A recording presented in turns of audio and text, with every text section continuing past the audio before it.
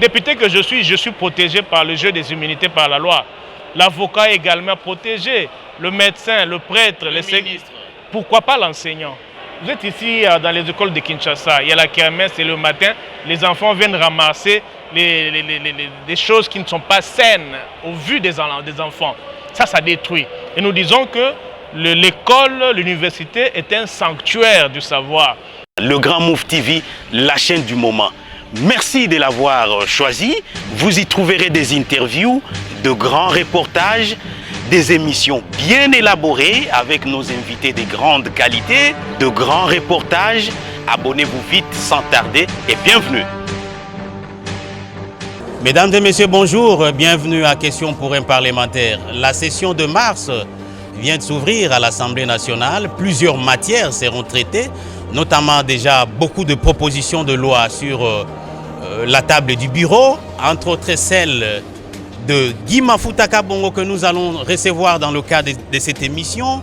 Il est député national élu de Tchikapa, mandataire en carrière et mine, avocat de profession, président d'un club de football qui participe à la Ligue nationale.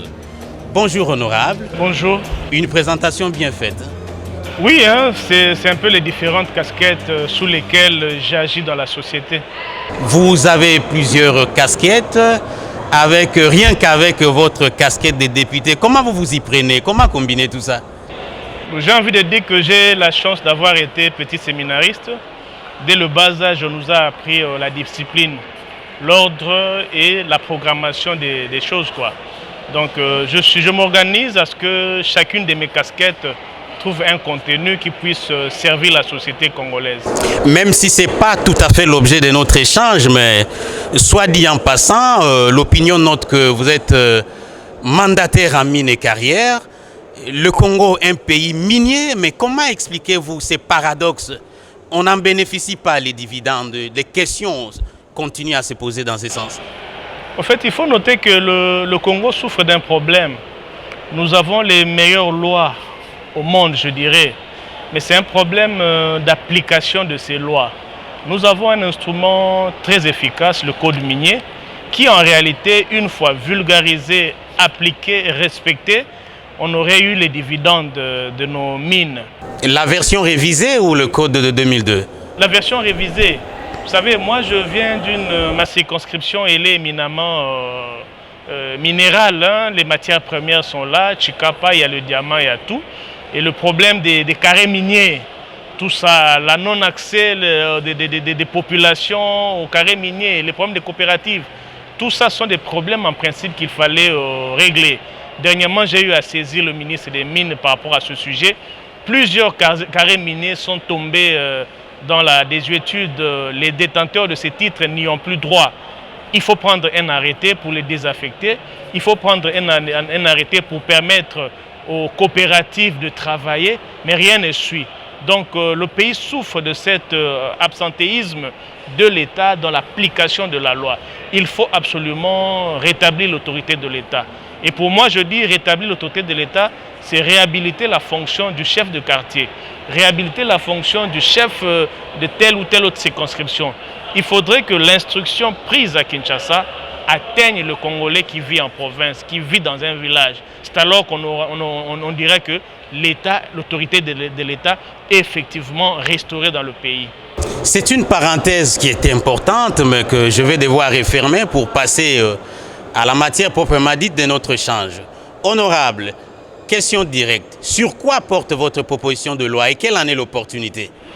En fait, c'est une proposition de loi qui porte sur la sécurisation et la protection des établissements d'enseignement national et le personnel y affecté. Par là, j'entends les écoles, j'entends les universités, les centres de formation et l'enseignant lui-même, si pas le professeur d'université lui-même, et pourquoi pas l'élève. C'est la suite d'un constat. Vous savez, le pays a adhéré à plusieurs instruments internationaux, notamment la Charte des droits de l'homme, la Charte africaine des droits des peuples. Tous ces instruments internationaux protègent ou font la promotion de l'éducation. Et l'éducation se fait au sein d'une école. Dans ces instruments internationaux, on parle plus de l'aspect guerre, l'aspect conflit armé. pendant les conflits armés, les belligérants ne peuvent pas attaquer l'école. Mais nous disons que la violation des sanctuaires du savoir que sont les écoles ne se fait pas qu'en temps de guerre ou de belligérance. Même en temps de paix aussi, les écoles sont violées, les infrastructures scolaires sont détruites. Il faut protéger cela.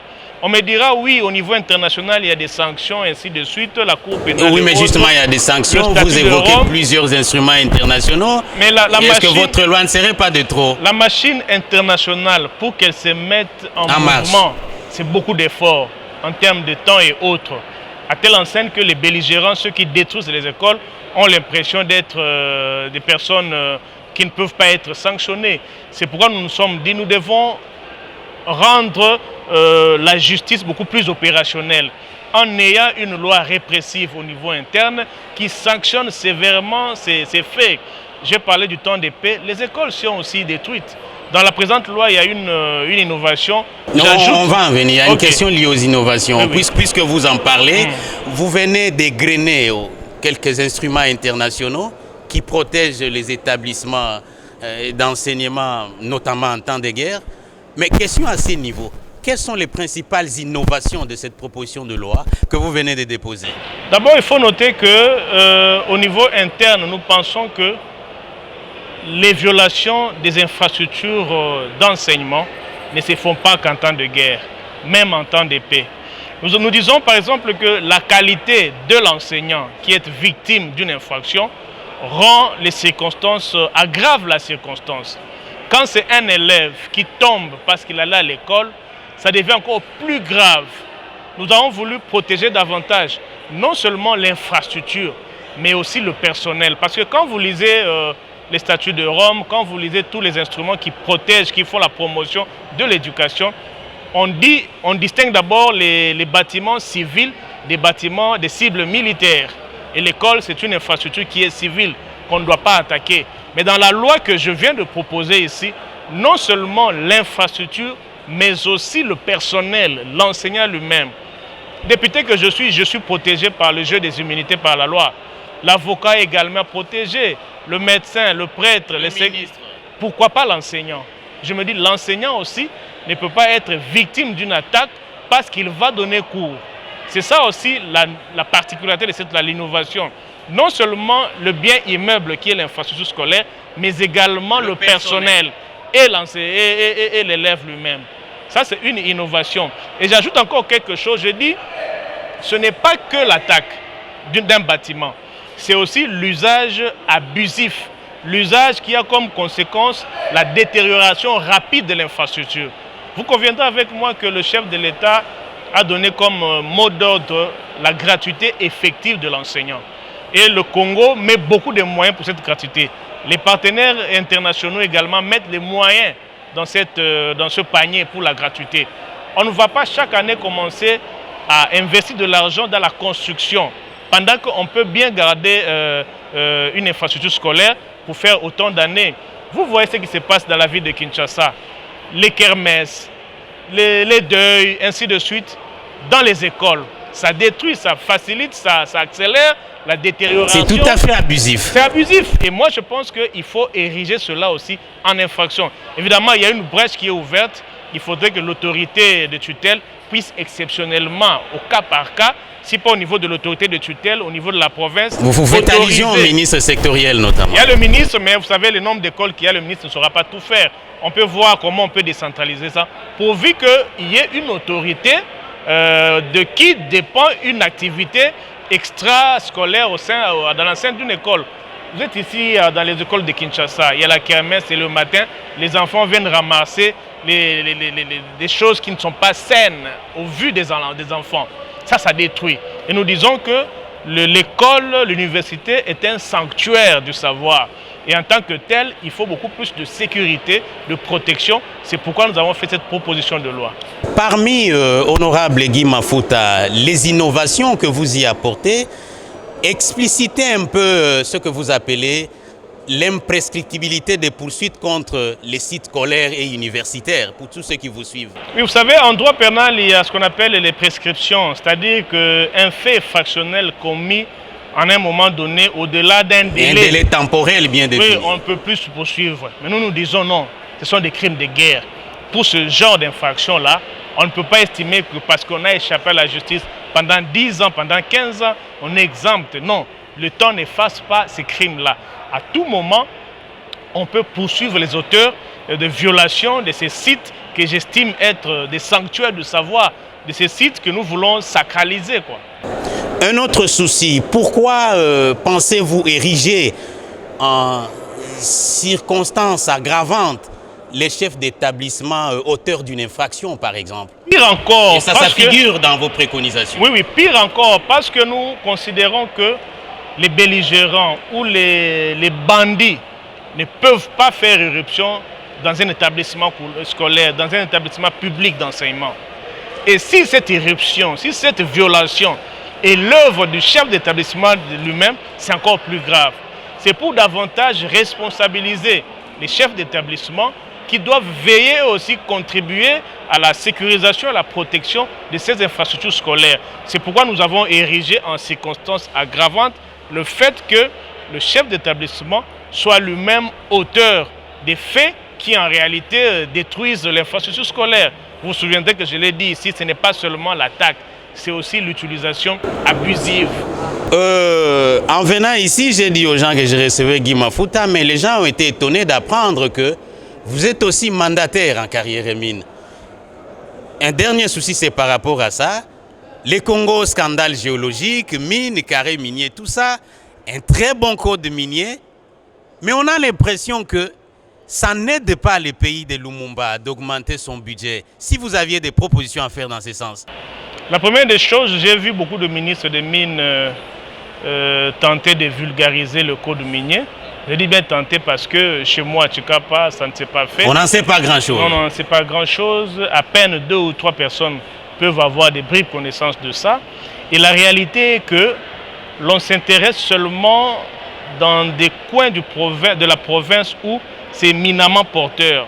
Par là, je vois le Katanga uniquement. Et même pas dans tout le Katanga. Quelques 2-3 sites comme ça. Pendant qu'ailleurs aussi, il y a les mines.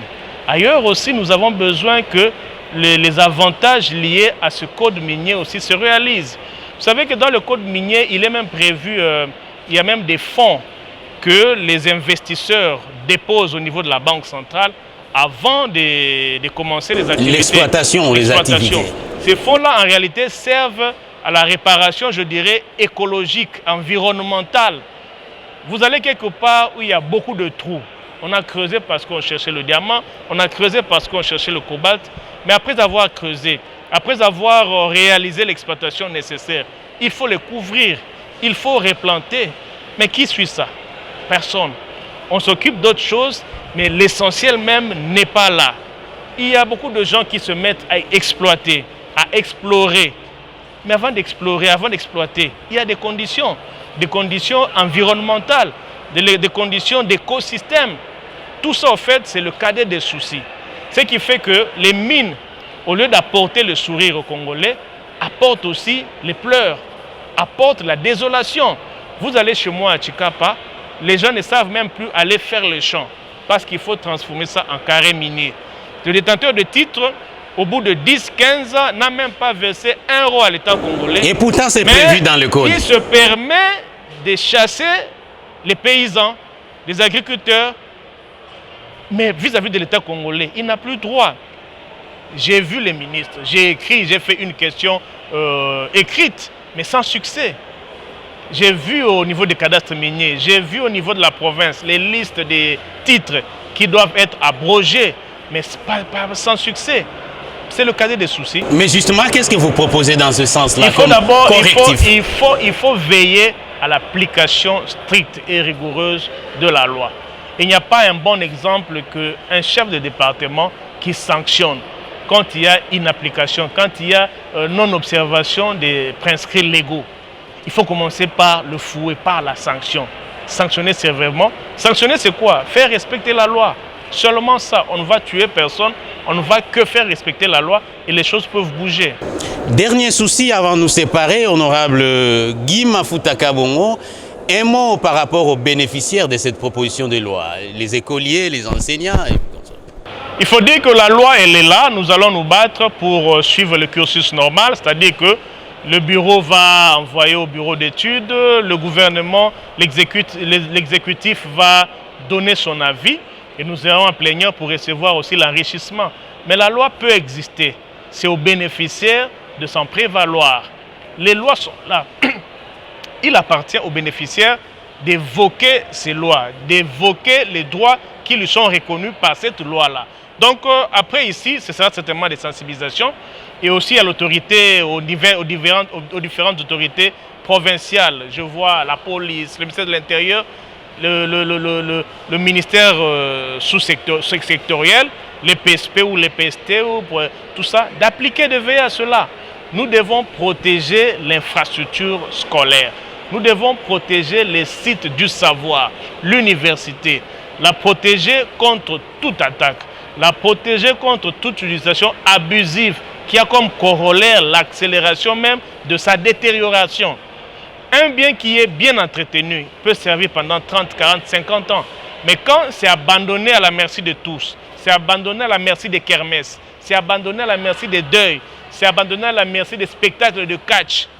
Mais ce bien qui doit faire 50 ans n'en fait que 10. C'est l'État qui perd parce que l'État doit encore investir pour l'infrastructure. Déjà qu'on a des écoles qui n'ont même pas de toit. Il faut donner la chance à ces écoles-là d'avoir ne serait-ce qu'un toit, plutôt que réhabiliter celles qui devaient faire plus de 100 ans. C'est ça la logique de cette loi.